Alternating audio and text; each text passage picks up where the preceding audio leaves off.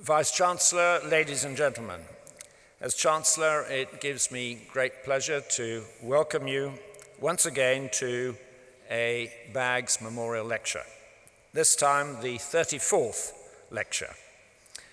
It is always one of the highlights of the university calendar, and the tickets are always sold out. The demand is always very great, and I'm glad to say that it has been again tonight. Many of you will be aware of the history of the event, which was made possible through the generous bequest of Thomas Baggs back in 1973. His wide-ranging and distinguished career in the fields of teaching, journalism, and advertising, both in the United Kingdom and the United States, gave him unique experience from which to question the nature of individual and national happiness. His unusual bequest for a series of happiness lectures to be delivered by suitably qualified persons has presented an engaging challenge to generations of leading psychologists, writers, artists, scientists, and politicians. This most elusive of subjects has been tackled by a distinguished roll of popular thinkers, from Yehudi Menuhin to David Attenborough, Peter Ustinov to Alan Bennett, and Benjamin Zephaniah to Alistair Campbell, who many of you will remember from last year. Dr. Jung Chang is the best-selling author of Wild Swans, which has been said by the Asian Wall Street Journal to be the most read book about China. And we are delighted to have Dr. Chang with us tonight to give the lecture. Jung was born in Sichuan Province, China in 1952, and during the Cultural Revolution worked as a peasant, a barefoot doctor, a steelworker, and an electrician. So, a lesson to us all in versatility and how to gain employment in difficult times. Before she became, as she did, an English language student, she later became an assistant lecturer at Sichuan University before leaving China for Britain in 1978 and obtaining a PhD in linguistics in 1982 at the University of York. She was the first person from communist China to receive a doctorate from a British university. And it could not be more appropriate that for the first time we should have someone give the Baggs lecture from China, because the lectures are both about personal and national happiness, and the university is very much engaged today with China in Guangzhou. China is on everybody's news headlines almost every day of the year, and it's overdue that someone like you, Jung, should come and give us the lecture. So without more ado, it gives me great pleasure to introduce and welcome Dr. Jung Chang to deliver the 2012 Thomas Baggs Memorial Lecture on the theme of happiness. Dr. Jung.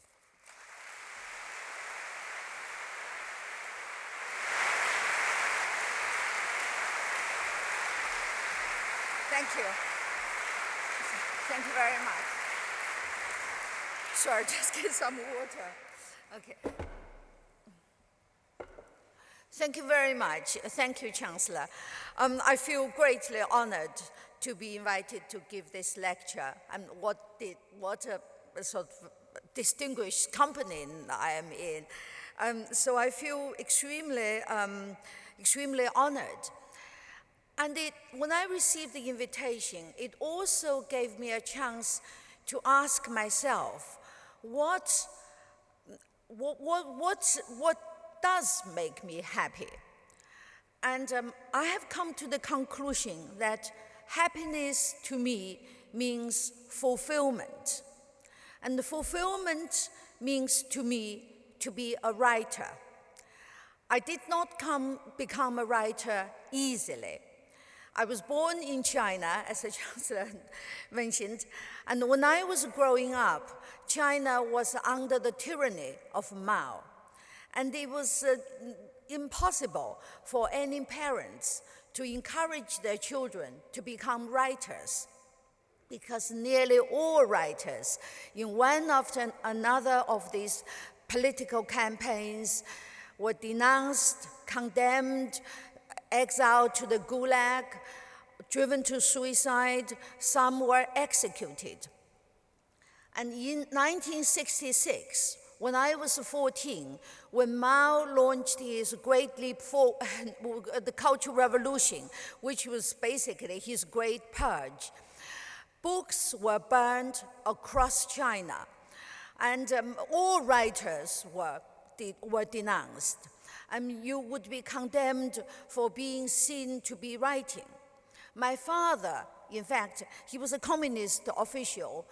He became a victim of the Cultural Revolution because he spoke up against the Cultural Revolution and protested to Mao against it. But he was also a poet, and his poems were used to condemn him. And in one poem he wrote, I remember 2 lines: "The lights get brighter when the night becomes darker. My pen races to embrace the dawn." And this was interpreted to mean that he was cursing communist China as being dark night, and he was trying to embrace a capitalist dawn. So my father was put over these denunciation meetings. I don't know whether you've seen pictures of these denunciation meetings, which were everyday features in those days. Basically, the victims would be stood on the stage, and their hands were ferociously pulled up to the back, and their heads were ferociously pushed down, and they were kicked and beaten, and my father's ribs were broken. And he was paraded in the streets where children spat at her. He was paraded in the streets where children spat at him and threw stones at him. And my mother went through the same thing because she refused to denounce my father. So in 1968, on my 16th birthday, I wrote my first poem.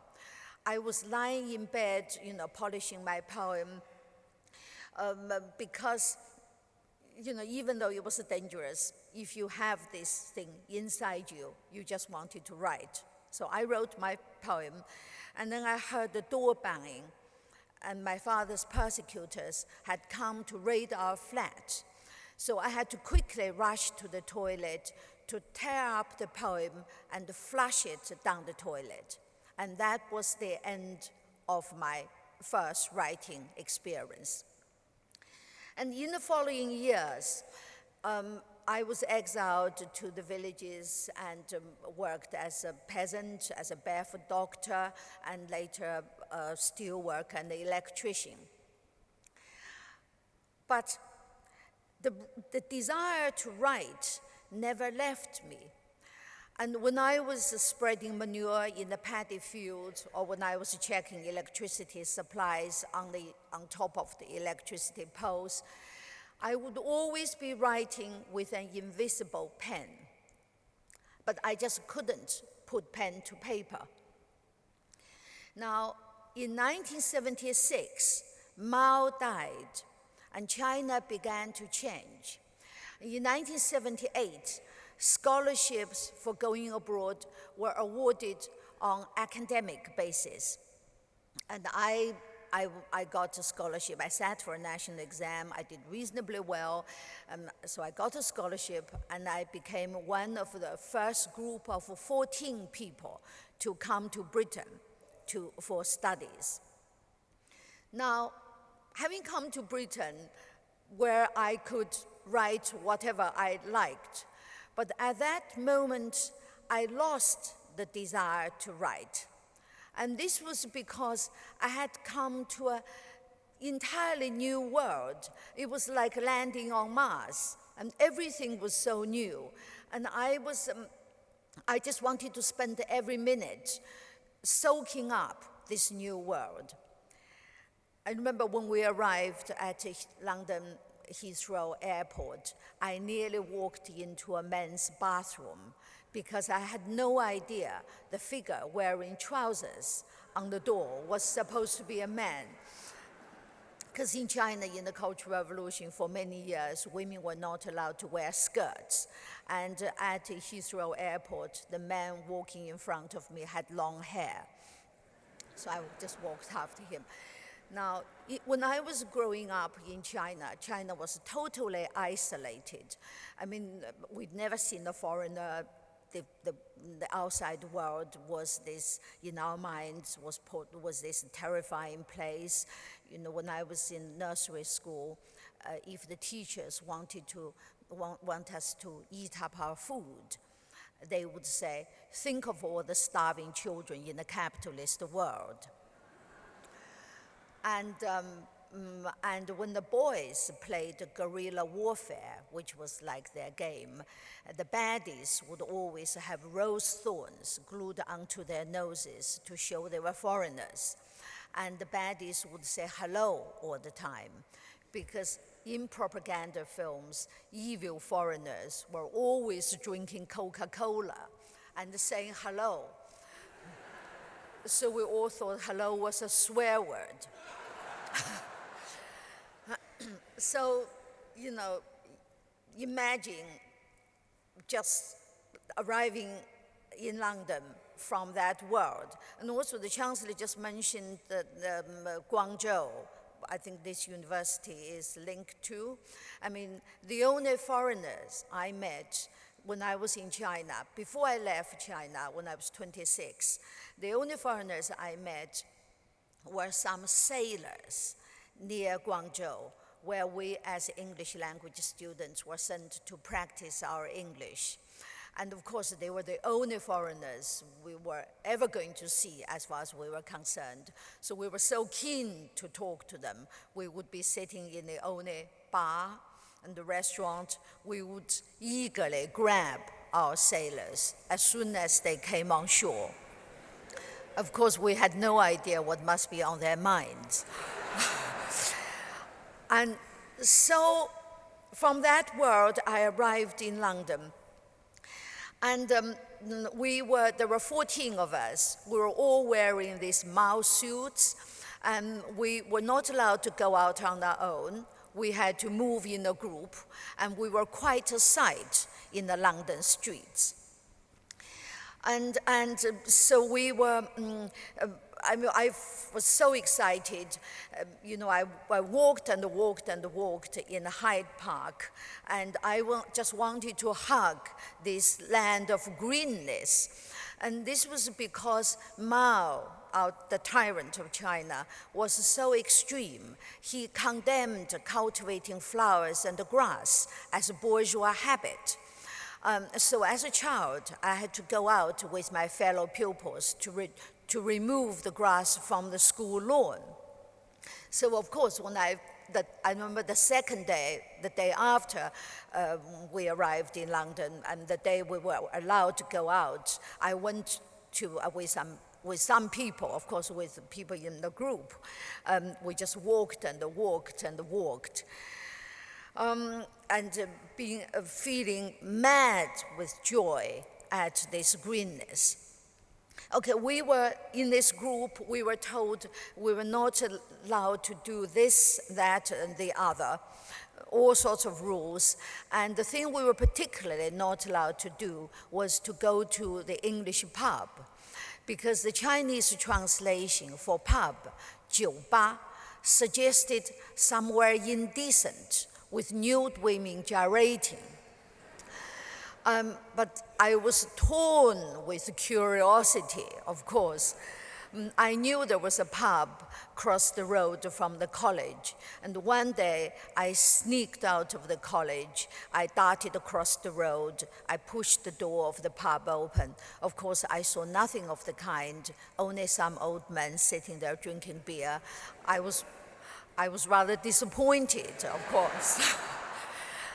And so my life was riveting in that first year in London, as I did so many first things among people from mainland China. And I was probably also the first to have a foreign boyfriend, because we all came with a cautionary tale that anyone who had a foreign boyfriend or foreign girlfriend would be carted off back to China, drugged, and in a jute sack.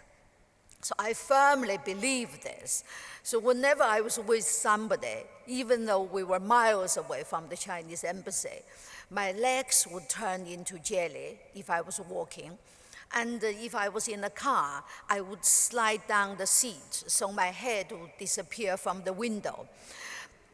It was then that I learned to use makeup, because I thought this would provide a satisfactory disguise from the embassy.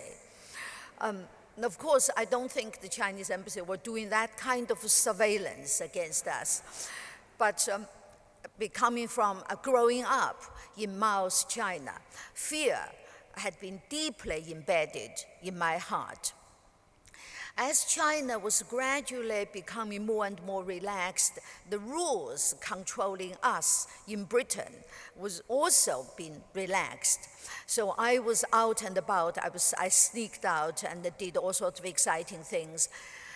And I made friends with people from all over the world.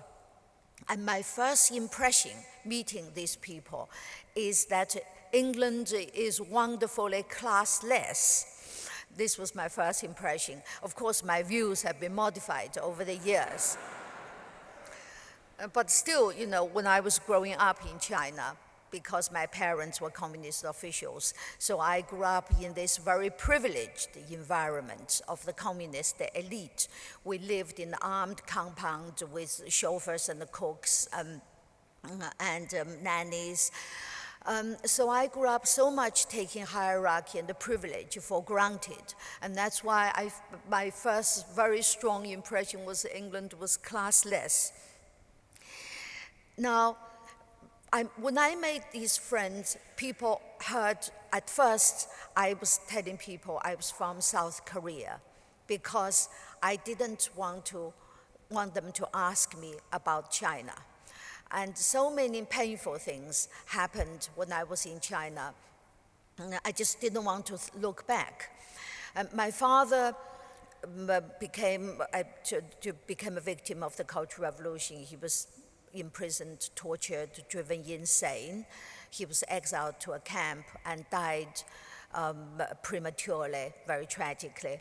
And my mother was under tremendous pressure to denounce my father. She refused, so she was subject to over 100 of those ghastly, violent denunciation meetings. She was made to kneel on broken glass. She was also exiled to a camp.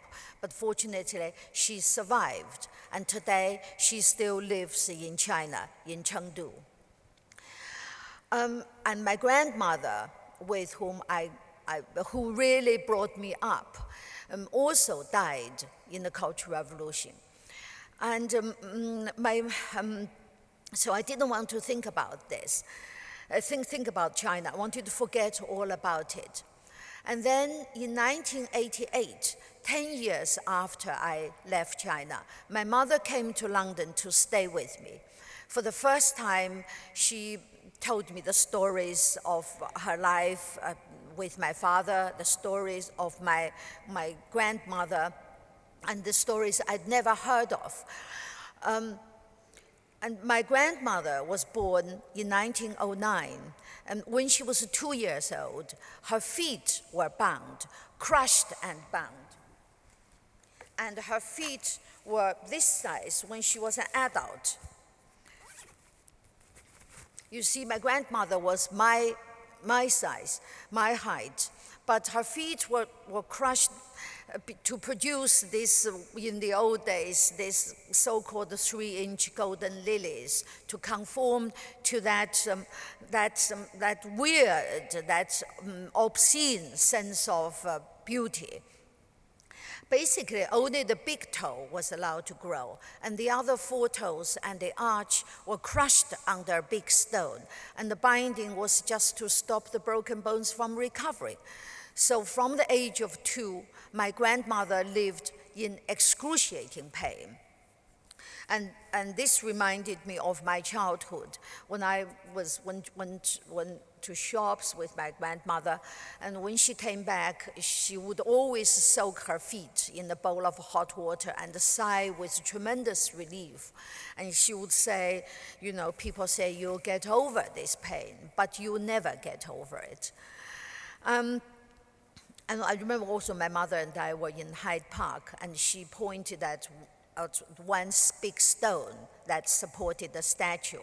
And my mother said this was the kind of stone people used to put on the baby girl's feet after they were crushed and bound, to stop them from, you know, trying to unbind their feet.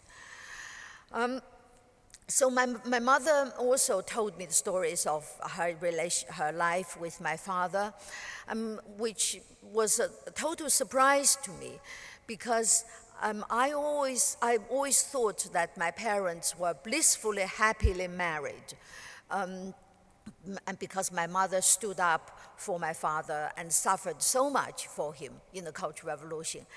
But for the first time, I learned that actually she had bottled up a lot of bitterness against him. After they just got married, they had to walk from Manchuria in North China to Sichuan, where I was born, where my father was born. And the journey was 1,000 miles long. And my father was a senior officer, so he was entitled to a jeep or horse, whichever was available. And my mother was new to the revolution, so she had to walk.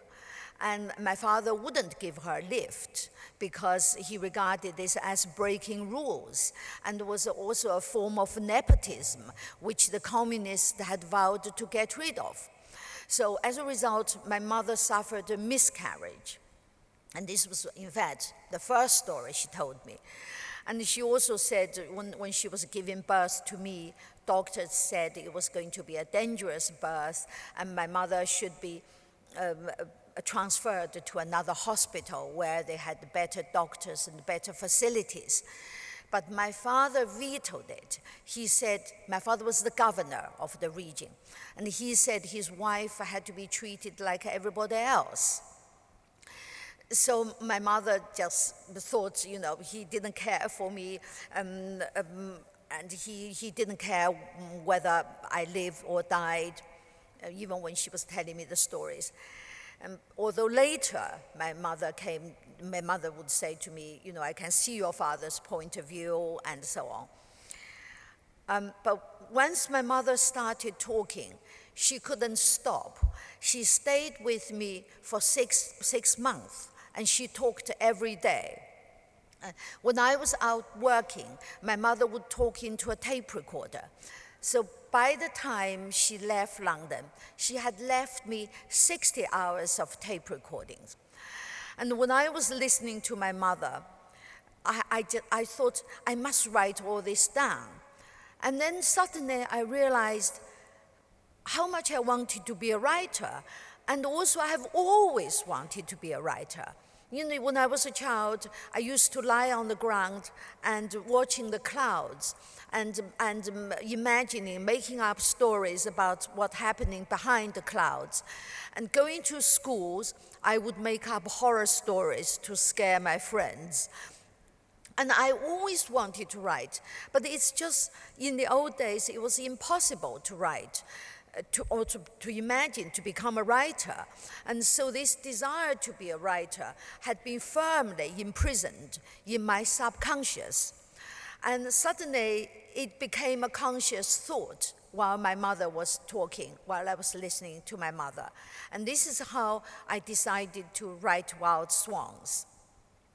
And it took me 2 years. And I was, in those years, I wrote long letters asking my mother more detailed questions. And she wrote back long letters to reply. I went to China and traveled all over China to interview friends, relatives, my father's fellow guerrilla fighters, and so on. And then it became a tremendous bond, a new bond between me and my mother.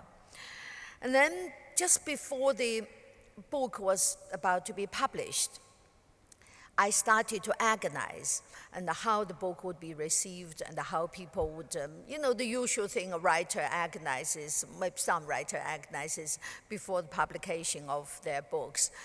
And at this time, I got a letter from my mother. It was a short letter.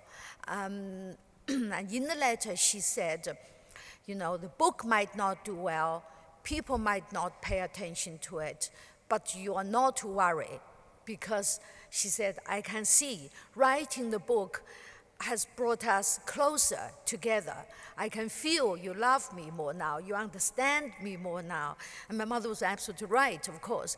And so my mother said, you have made me a happy woman, and that's enough for me. And of course, then I realized, my mother, I have come to a new degree of love and understanding for my mother.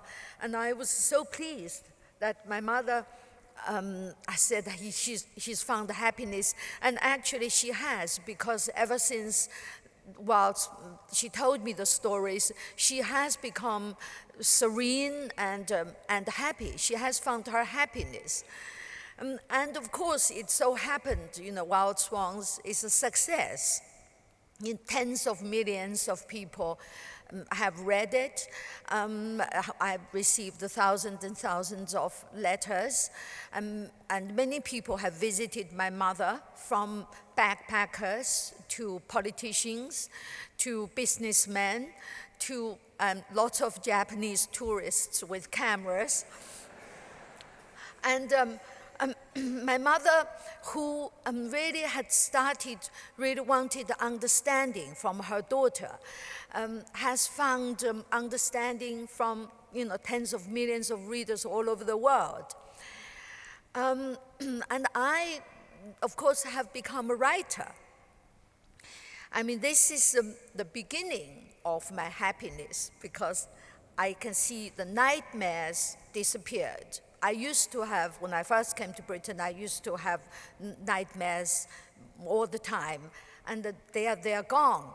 And then, of course, I also, through writing, I have found love, because my husband, then we weren't married, but he was as interested in my mother's stories as I was.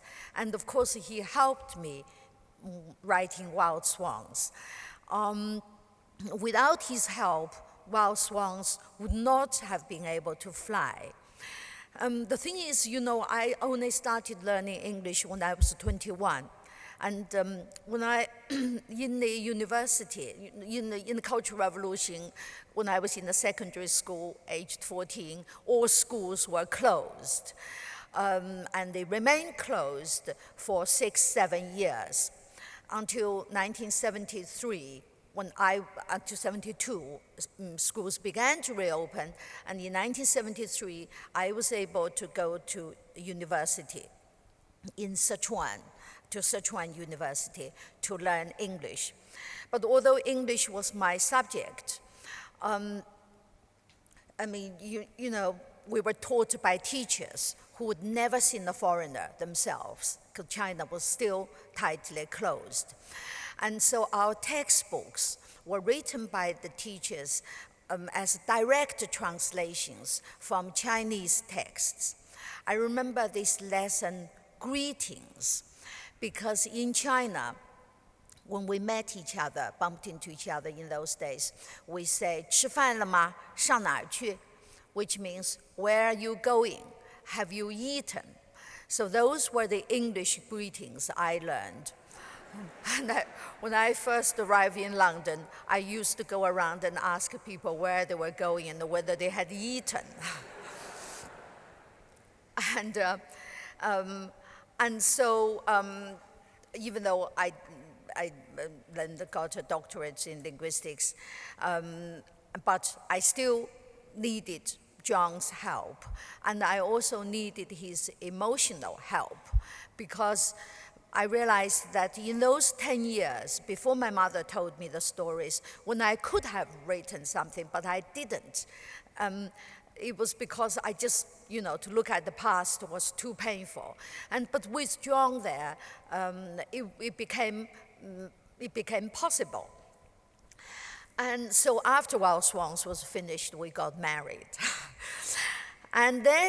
But then immediately after Wild Swans was finished, I wanted to write another book.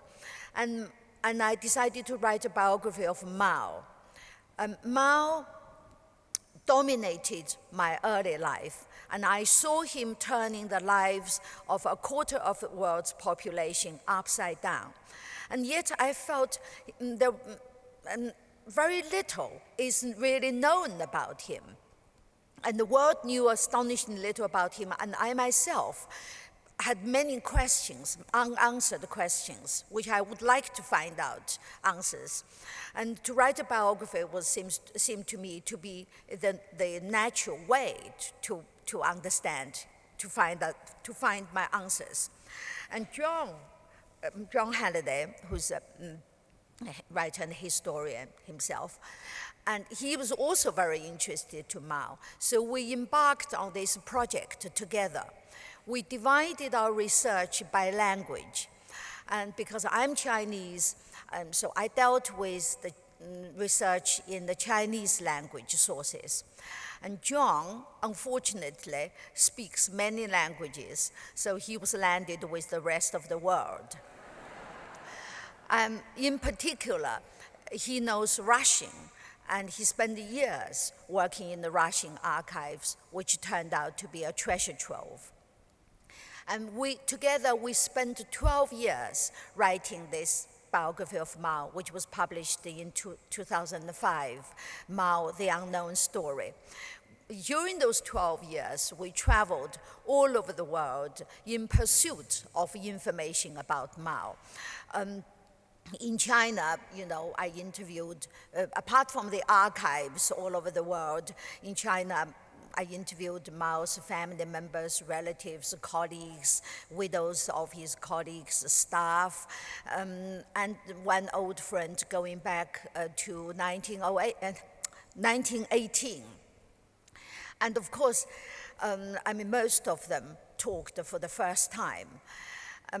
Around the world, we interviewed, George Bush, the senior, Henry Kissinger, the Dalai Lama, and in Britain, Edward Heath, and a lot of the statesmen, some of whom might otherwise be known as dictators, who met Mao, who had interesting relationships with Mao. There was I always remember how we got to interview Mobutu.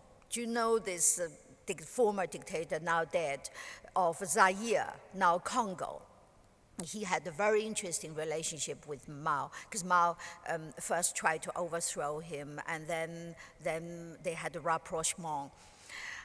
We wanted to interview him, and we were in Hong Kong after our research from China. And John was in the bathroom reading his morning paper. He suddenly shouted, "Guess who's in this hotel? It's Mobutu. Shall we find somebody to introduce us?" So I said, "Oh, John, I can't, I've done 2-month interviews. I'm exhausted. I'm going to the hair salon." So I went to the hair salon, and 10 minutes later, who but Mobutu strutted in. And he was sitting, very close to me, and he was under this hair thing. He had bits of cotton wools around his hair, bits of towel around his neck, and he was trapped. So I was able to approach him and ask him for an interview, and eventually he agreed. And this is how we got a very interesting interview with him. Another person we interviewed is Imelda Marcos. You know, this Filipino first lady who was famous for having 3,000 pairs of shoes. And when Imelda Marcos met Mao, Mao was nearly blind. But his eyes sparkled when he saw this, gorgeous-looking woman. Mao was a womanizer. And so Mao had a very flirtatious relationship with Imelda Marcos, which she told us she was in full flow for 5 hours. And she also batted eyelids furiously at my Jung. And then she said, she said to me with a pout, Western men simply don't understand us Eastern women. And so I said, Jung actually said, so have you met any Western men who understand you? She said, only one person, Richard Nixon. Okay, now, after we finished Mao, Mao, the Mao biography, but also Mao, the myth, the legend. And I think now, if I may say, after our biography and many other personal memoirs like Wild Swans, it's no longer possible, it's no longer moral for anyone to still defend Mao. So I also have become a serious writer. And I know this gives me tremendous satisfaction because I feel now my life when I'm in London is I am in my study, John's in his study, and we each work I'm now writing another book, the biography of Empress Dowager Cixi, who is an imperial concubine, who was the real founder of today's China. She died in 1908, and unlike Mao, who's been entered the myth as this benign figure, she's been maligned for 100 years, actually. Anyway, I'm writing this book, and John's writing his book. We meet at lunchtime, briefly, to have a brief lunch before a rest, and more writing.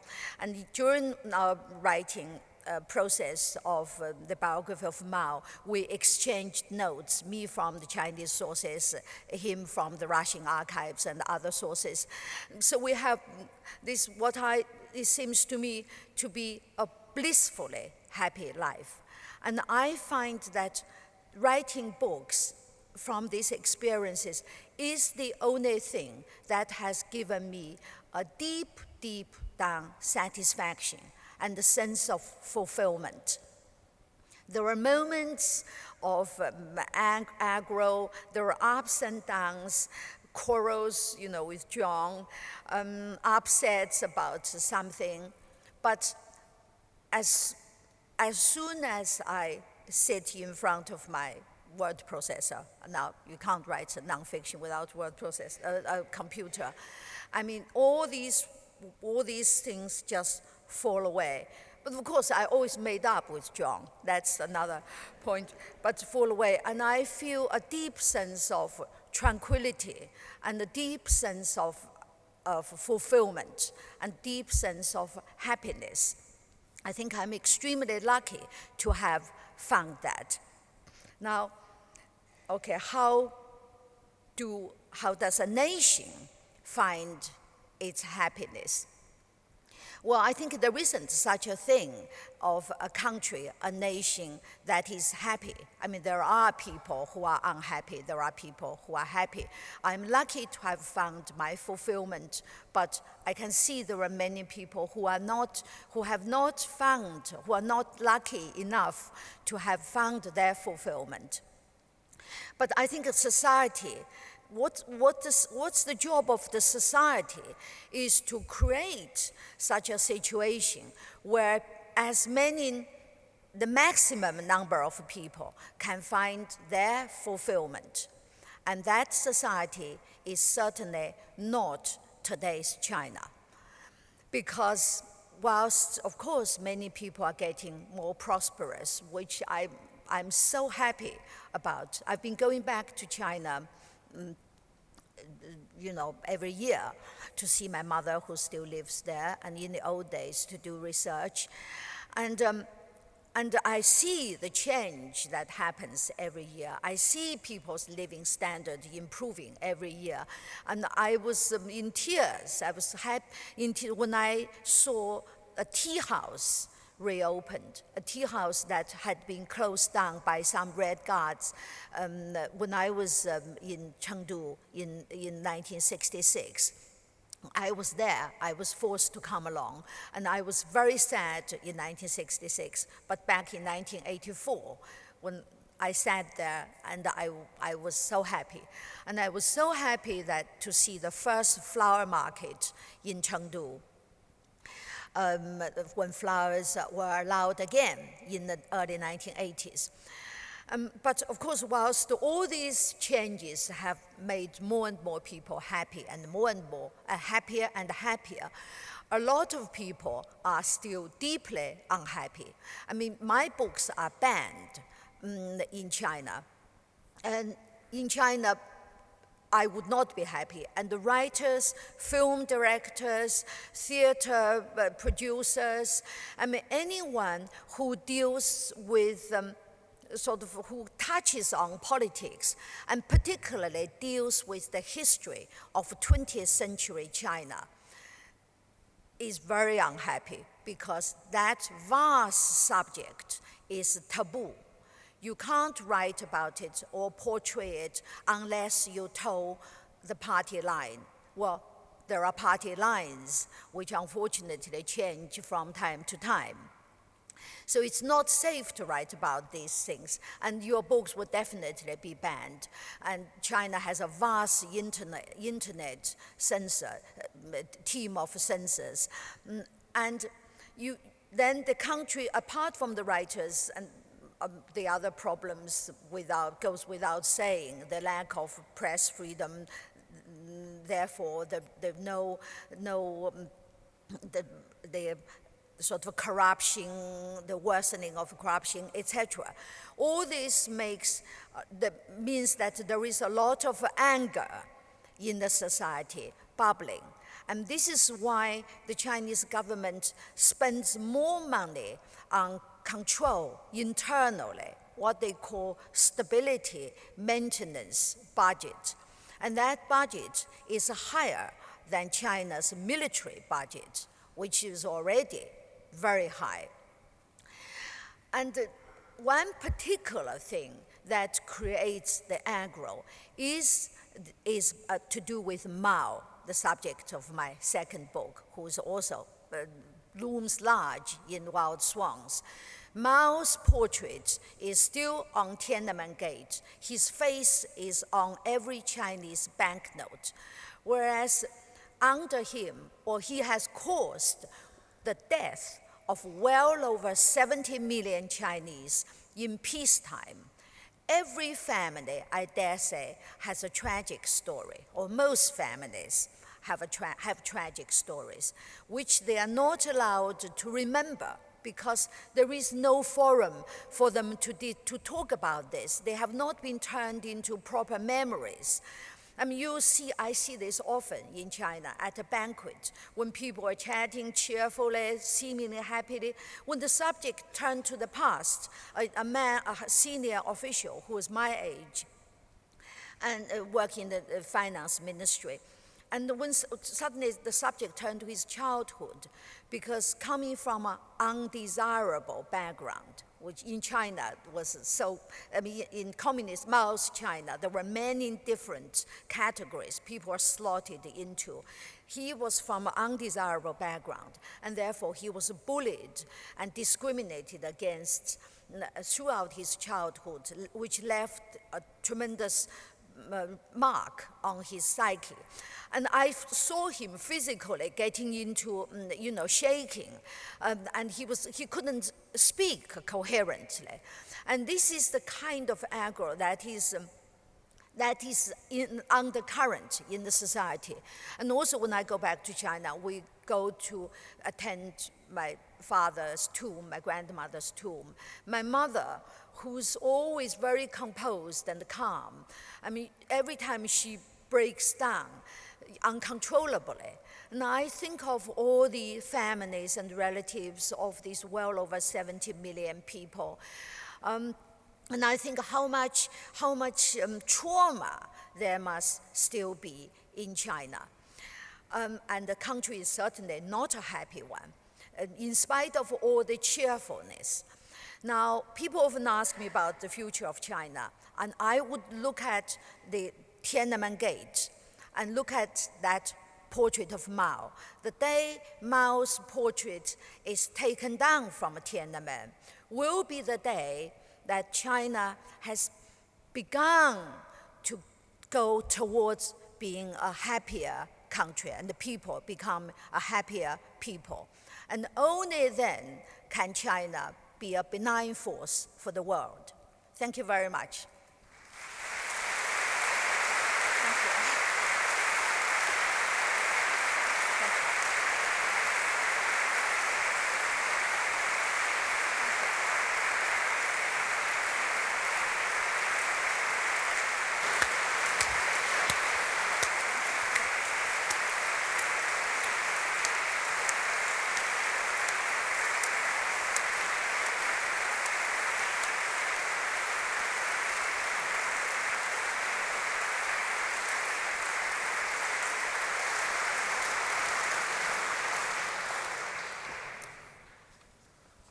You can tell a great deal from the warmth of applause. Dr. Chang has kindly said that she will take some questions for the next 10 minutes or so. I hope by some modern miracle the lights will come up so we can see the hands going up. There are some microphones, so if you'd like to ask a question, if you could indicate and I can see you, I will point in your direction. Question here towards the front. Thank you. Just wait 1 second. Good evening. Thank you very much for a wonderful lecture. Do you honestly think Mao's portrait will ever be taken down? Well, I think probably not in my lifetime, which is very sad, which makes me unhappy. I generally have happiness, but of course we all have moments of deep sadness, unhappiness, regret, and so on. And that is something that makes me very unhappy. Also, if you think Mao, he's in the league of Hitler and Stalin. You can't imagine, Hitler's portrait is still in Berlin, or Stalin even in Russia. So I don't feel happy about that. Yeah. Other questions? Yes, there's a question for a gentleman just over here.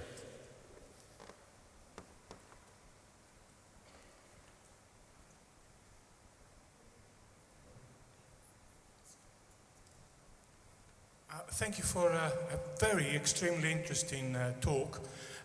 Listening to your talk, it just made me think that to be assured of happiness, you would have to go through a tragic, traumatic experience, come out the other end, and then by definition you would feel happy. And I'm thinking of, for instance, the victims of the concentration camps when they were liberated. Would you say that they felt happiness?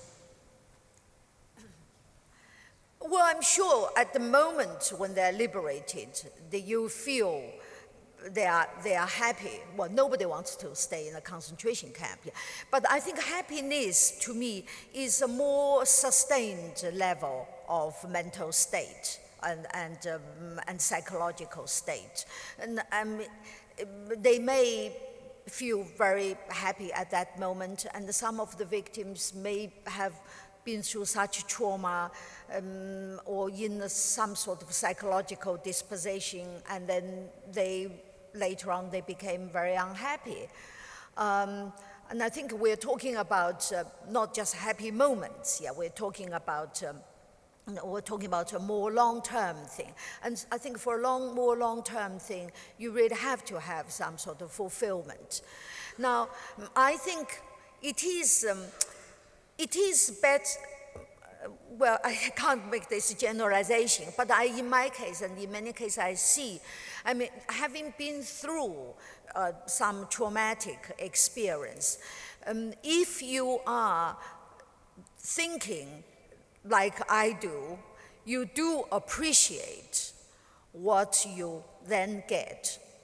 I mean, me having been deprived of the possibility to become a writer, I appreciate being a writer. So I think that does give you kind of some advantage, but then it's not true. It's not always true. You see people who have momentary happiness once their circumstances changed for the better, but they are still fundamentally unhappy. I think one has to make oneself happy and find the thing that makes one happy. I mean, I think also it helps you survive. I mean, I think in China, in the Cultural Revolution, and I think in my family, I certainly inherited this from my mother. I mean, you know, the ability to appreciate life's little pleasures, to have joy from the opening of a flower, you know, to some human gentleness, kindness, to appreciate that. All this builds you up to appreciate the good things in life. And I think that helps one being happy.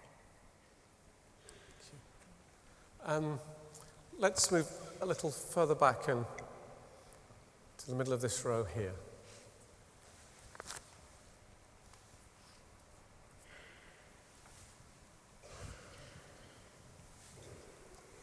Thank you for your talk. It was very moving. The Chancellor has spoken about the university's partnership with Guangzhou, and you've just been speaking about the difficulties that people in China still face with corruption, the lack of democracy. I was interested to know what you think the University of Birmingham should be doing in working with Guangzhou to increase the people of Guangzhou's happiness.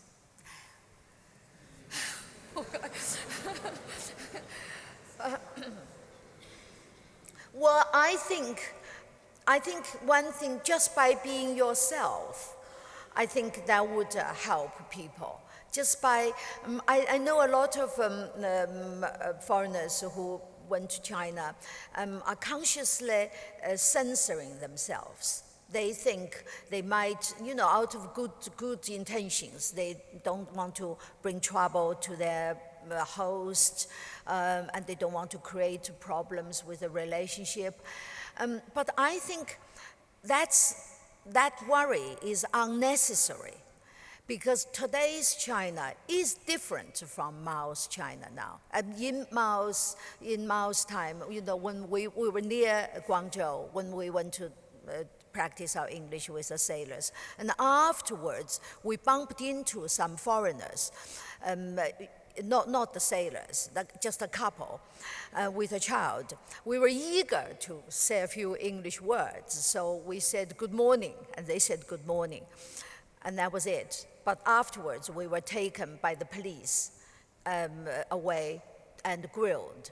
And when they, of course, there was no trouble because they knew we were English language students and they understood, so that was fine.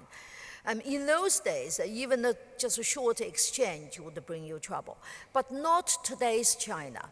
And also people in a way, I think in China, certainly intelligent people, would feel disappointed if you come to China to echo the regime line.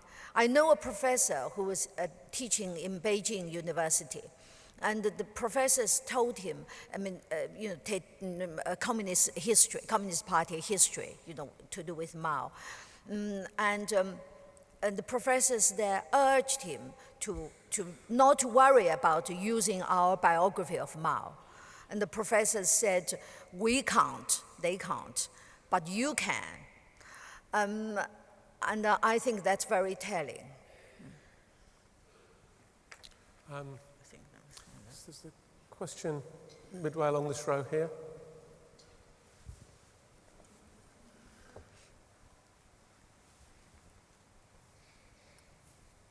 Thank you. There is a media generalization in the West that the Communist Party of China has very successfully redefined collective happiness as rampant capitalist consumerism amongst the Chinese people, particularly the younger generation.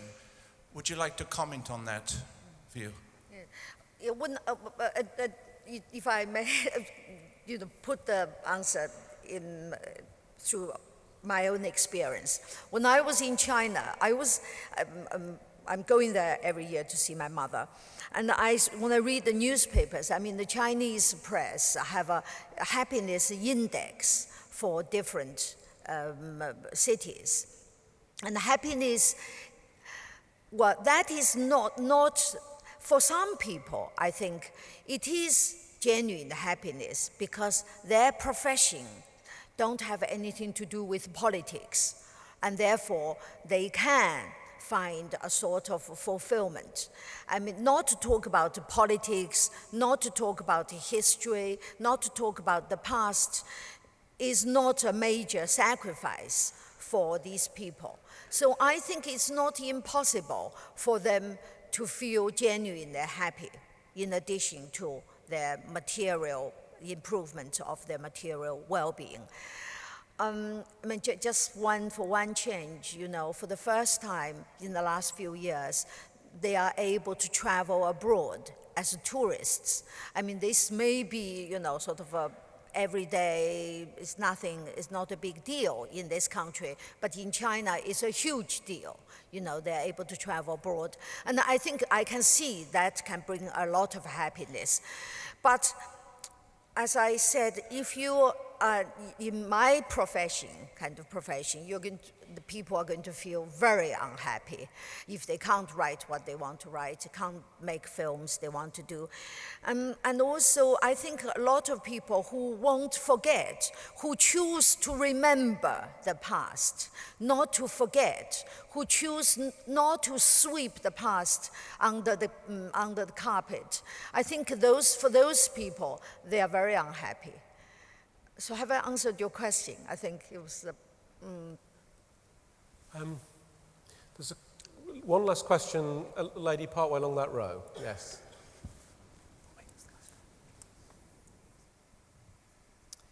Where do you think you'd be today if you hadn't had the opportunity to come over to this country? Obviously, writing has made you happy. Would you have spent your whole life being unhappy if you couldn't have come here to live? Yes, I would have, but I think that's not possible because even if I didn't come in 1978, I would have come in 1979, 1980, 1981, 82, endless possibilities. I was very, very unhappy already there. I mean, actually, in 1983, I went back, and after I got my doctorate in 1982, I went back to my old university, to Sichuan University, and I saw my old professor.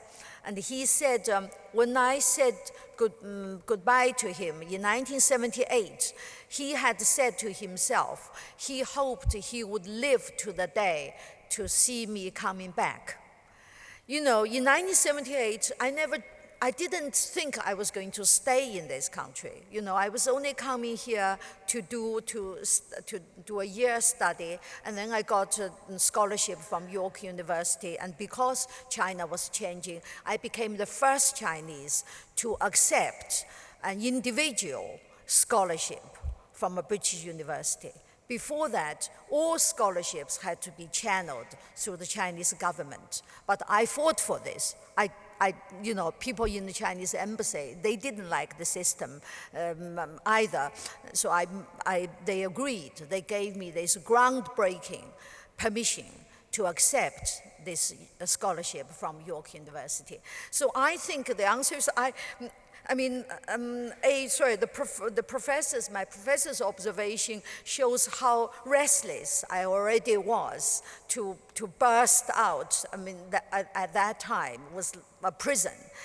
And then I think I would have found a way. It's like, anyway, I would have found a way. I would have found my happiness. Thank you.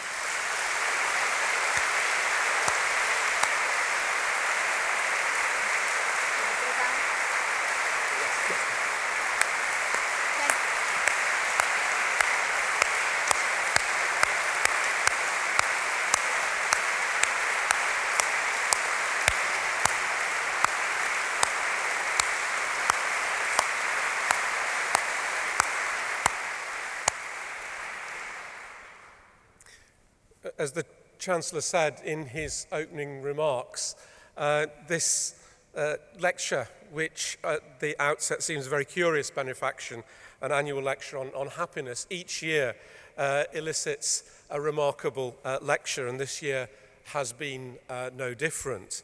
For those of you who were here last year to hear Alistair Campbell and have now heard Dr. Chang, I think there is a similarity between what Alistair was saying last year and what Jung has been saying this year, which is actually that happiness is actually a rather profound state. It's not something that's evanescent, it's not something that's trivial, but whether you're talking about individuals or whether you're talking about nations, happiness is something deep and something profound.